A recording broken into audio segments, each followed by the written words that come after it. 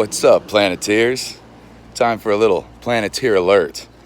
It's come to my attention through a little bit of research that we may be spending quite a bit of money, about $1 billion, to make Lake Okeechobee's dike even taller than it already is. That way we don't have to let the ocean see the discharges. We can keep more water in there. Are you crazy? How much water fits in a 5-gallon bucket? 5 gallons worth. This sounds like a great solution if you want our children to deal with our problems the way that our parents did and our grandparents did. The problem is, it wasn't our parents and our grandparents' fault because they didn't know it was a problem, but we do. If we allow this to happen, then it will become our fault because we knew better. That's what we call apathy. We need to learn something from Hurricane Katrina, guys, because when we talk about building a dike even higher to hold more water, that's what we're doing. Is we're basically trying to design another catastrophe like Katrina showed us. When there's a leak in my house, I put a bucket on the ground.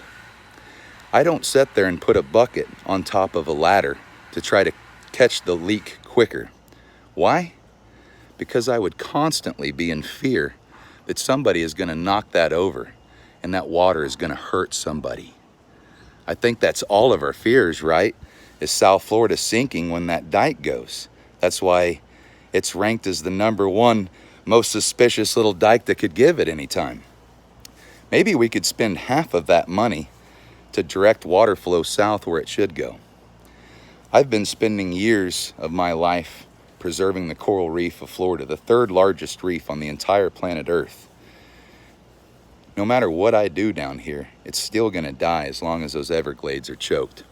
For 9,000 years, the Everglades have supplied that fresh water to trickle over our reef.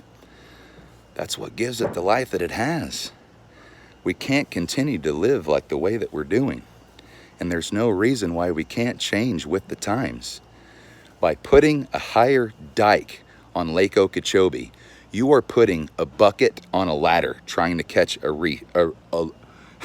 trying to catch a leak coming in your house. I get so emotional on this, I'm getting caught up for words, guys, because this sounds absolutely crazy. And we've saw what the Army Corps of Engineers have done for our great state environmentally wise. So why would we want to put our trust in them to make the right decision again for us when they haven't shown us the right decision yet? Maybe we need to take that cash out of people's pockets that are using it in the wrong way and try to use it in the right way.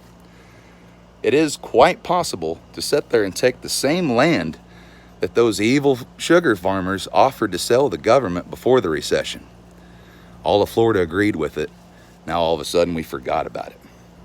The dike does not need to be higher. We need to let that flow go south as it naturally should. Then we won't have an algae problem. And we won't have a whole state scared and its southern half of it could be underwater the next time a storm rolls through. I don't know if you guys noticed, but we live in a bit of a hurricane alley. I'm from the tornado alley in Kansas, and we tend to be a little bit prepared for our weather. I think that we should do the same here, guys. By building a lake, a dike that makes a taller lake where there isn't supposed to be one. People call it a lake, but we have built it into a reservoir. Not changing what I said from the first video. I know what a reservoir means, and we use it like one. We use it more for the management of flooding, which is great, but we haven't been doing a very great job at it. So maybe we should, guys. Keep those chins up. Make sure we know what's going on out there. And thank you to the person who brought a little bit of light on this issue. I think this is one great example of what we can do now is get informed so we know the right ways to vote, guys. Let's not vote like a donkey or an elephant. Vote like a human being that's trying to protect its water for its children. Love you, Florida. God bless you.